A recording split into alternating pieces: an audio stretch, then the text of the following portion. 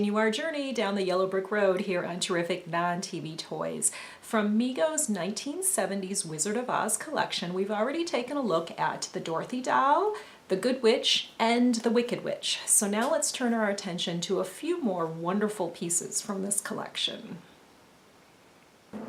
We are at the fourth and final part of our series on Mego's original 1970s Wizard of Oz toy line, and we've made it to the Emerald City. We're going to take a look at this playset as well as the wizard figure that you could get with the playset, or it was also sold separately. And I realized the other day as I was preparing to shoot this that we have actually done the 4 parts of this series in the order in which these characters appeared in the film, because we saw Dorothy and Toto first, and then we saw Glinda and the Wicked Witch, the 2 witches, and then the boys that accompanied her in the order that she met them along the yellow brick road, and now finally the wizard. And the wizard is the 7th in the line of Oz figures that Mego did back in the 1970s. So we're going to take a close look at him. This one is not complete. You can see there's a sticker on here for $10. I purchased this at a toy show in Metro Detroit. I want to say 2017, I believe. And I don't think I think I paid a little bit less than $10 for it. But it's not complete. It's missing his hat, and it's missing a shoe. It has one original shoe with it, which, by the way, Mego used the same shoes that they used on their Dracula figure from the Monster line back then. So these are Dracula shoes, and they do slip on and off pretty easily.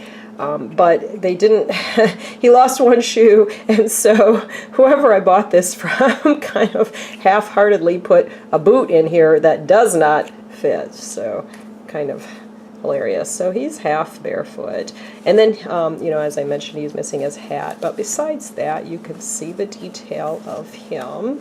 He's got his standard articulation of the fat body of Mego's line, and there were actually 2 fat bodies. I did not realize that. I went on Mego Museum yesterday and I read up on these, so I highly recommend you go to megomuseum.com because they are the authority on all this stuff. But the wizard came with 2 different fat bodies. One had, I guess, a longer torso. I'm thinking this is the more common fat body, like probably the same one they used for the Boss Hogg figure and the Dukes of Hazzard line and all of that.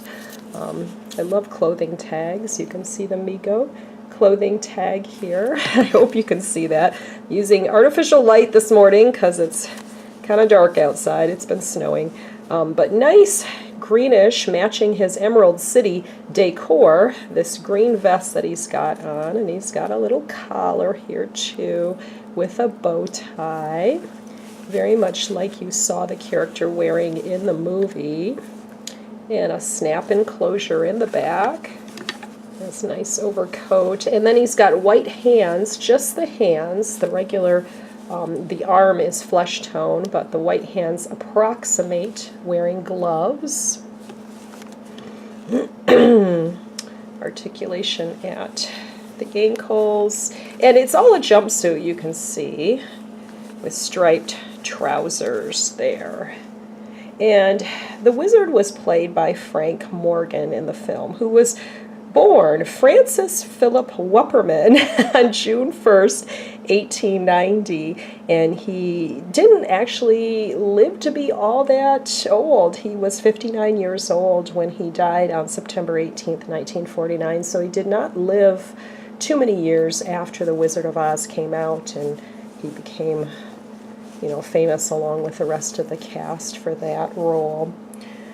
Let's see, what else? I also learned on megomuseum.com that there were 2 different heads for this figure. And one was a little bit lighter and one was a little bit darker. I'm not sure which one this is without having another one to compare it to, but perhaps we'll compare it to the guy that's in here because I have a second wizard figure. I bought this one at a toy show myself, and then, was it for my birthday in 2018 or maybe Christmas 2017, somewhere around there, I received this as a gift, the Emerald City play set, along with some other figures, couple of which you have seen in earlier episodes, like the Wicked Witch in the box, and then an extra Glinda. And by the way, I want to let everybody know who's seen the earlier episodes that I had an extra Glinda, I had a couple extra Dorothys, and thanks to Liam, he is the new owner of the Dorothy that had the Toto with her in the box and the extra Glinda. But I still do have, if anyone out there is interested, I still do have the extra Dorothy that does not have the Toto, but she is in very good condition in the box. So if you are interested in that, just email me. But thank you, Liam, for contacting me. And also, this is a good segue to show a little something that Liam found online. Thanks, Liam, for sending this one in, too, which I think is kind of a cool piece of memorabilia. So let's look at that.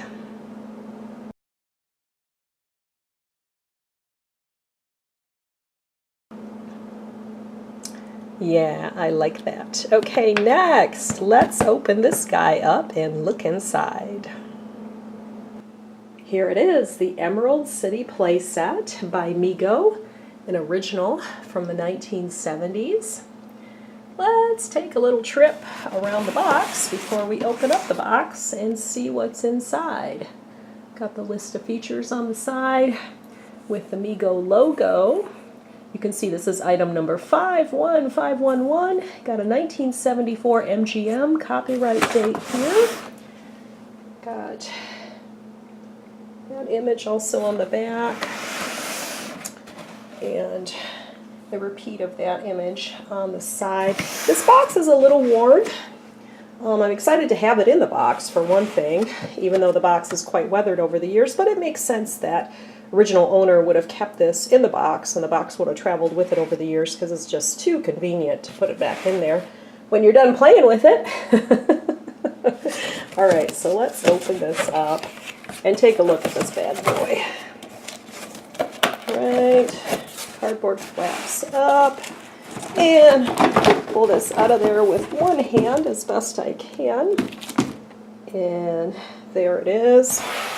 Get the box out of the way for a second. And the way it works is this folds down. It's got tabs that fit in on each side, and then these parts fold out. And I'm going to have to set the camera down to execute that. That requires a couple hands. All right, and there it is all folded out. And the keen among you probably have already realized the big part that's missing, and that is the yellow brick road. There is no yellow brick road with this Emerald City playset. You can see what it looked like on the box. It was cardboard fold out so that the characters could trip along it on their way to the Emerald City. Unfortunately, it was lost to time, evidently. But we do have the tree. And let me show you what the tree is all about. It's got these two cardboard, very colorful pieces. I'm going to set the camera down again to fit these into place. There's slots. Very simple operation. And they fit together like that for the tree. Okay, so let's look at this little alcove. Try to capture every aspect of the Emerald City. See, this is vinyl. Extremely decorative vinyl. All kinds of green motif going on here. And here is the area where the characters would get cleaned up before they go to meet the wizard. Love that. Wash and brush up. You've got the front doors to the Emerald City. And let's go around the other side here and see those. Got a little peekaboo window here. You can pull that up and see inside or see outside. And then this part, you can see there's a metal mechanism here, a little tab that you pull up, and then you can open the door and come on right in. Come on right in to the Emerald City. Both doors open. All right. Yes, I do have a cold, by the way. Hopefully someday getting over it. I'm going to show this sticker too, if you can see. It says $35.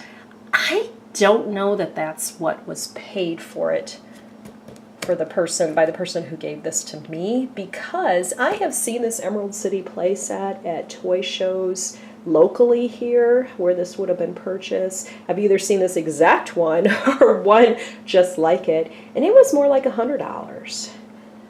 So that may be an old sticker. I don't know. I have not gone on eBay and priced it, but that's something that you could do to see how much these go for. It's in decent shape. I'm happy with it. It's what I need. You know, I don't need anything in perfect shape for toys like this, vintage toys.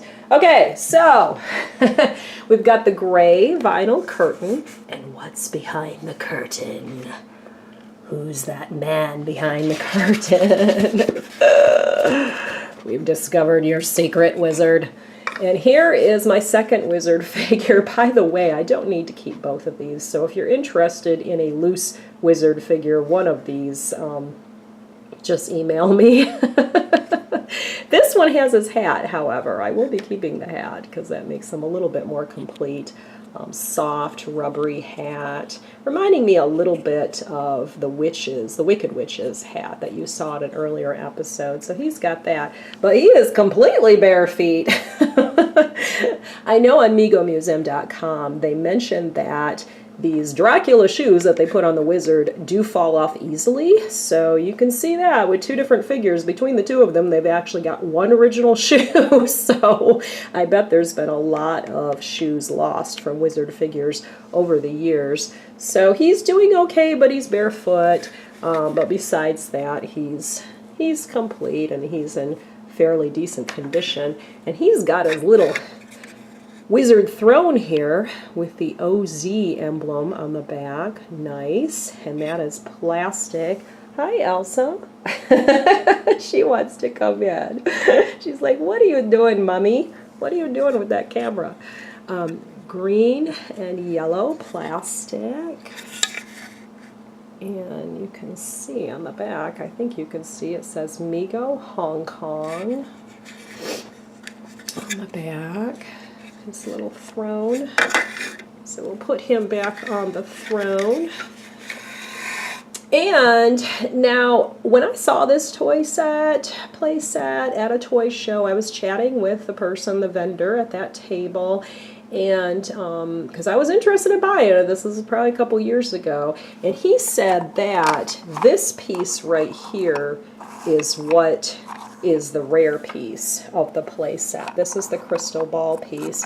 You can see this also is a very simple mechanism. You just turn this. You've got Dorothy on the one side, and you've got Auntie Em and Uncle Henry, right, on the other side. Very interesting. So it's just plastic. Turn it over. You've again got the Mego, Hong Kong on that. So if that is the rare piece, then I guess we're doing okay with this playset after all. So yeah, we've got the crystal ball. And then this little alcove, well, this is where the wizard obviously was hiding out, working his little gadgets and controls to make things look not as they actually are. To make himself look all fierce and powerful and scary. So, nice decor. Alright, and take a brief moment to walk around the outside. Got the balloon there. The balloon that you saw in the movie that, didn't quite work out. There's the entrance with Emerald City over it. Yeah, it is cool. I would have loved to have had this when I was a kid. And did you know, I had no idea. See, I think I remember seeing this one when I was a kid. I don't know why I didn't get it, but I had no idea at the same time that there was a Witch's Castle playset. And you can see that on MegoMuseum.com, and also a Munchkinland playset. Crazy, I definitely didn't know about that. So, very cool stuff. Mego had a large line for The Wizard of Oz, and it was very popular. We all remember it. And then also one more note from MegoMuseum.com. Speaking of this crystal ball, this actually came in the Witch's Castle playset as well. So again, recommend you go to MegoMuseum.com and read all about this wonderful line, of which you've seen many pieces, not all pieces, but many pieces on this 4-part series. Another thing I want to show you here real quick before we wrap for this episode. This is a special 50th anniversary videotape that I purchased back then, 1989 it would have been. It's a nice collector's videotape that has this booklet that tells all about the making of the movie with full color photos. And it's quite lengthy, has a lot of great content in it. And I enjoyed watching the video very much back then. And so that's a nice one. Nobody watches videos anymore, I know, VHS, but it was a nice set. They probably have something a lot nicer out on DVD nowadays, I imagine. But there's another rather vintage piece. All right, well, that does it for this episode. Thanks once again for watching. I'm so excited to review all of these items in the Wizard of Oz series by Mego, especially now that they have new Wizard of Oz figures and playsets that they're putting on store shelves. So, wow, it's an exciting time we live in. All right, we'll see you next time here on Terrific Non-TV Toys.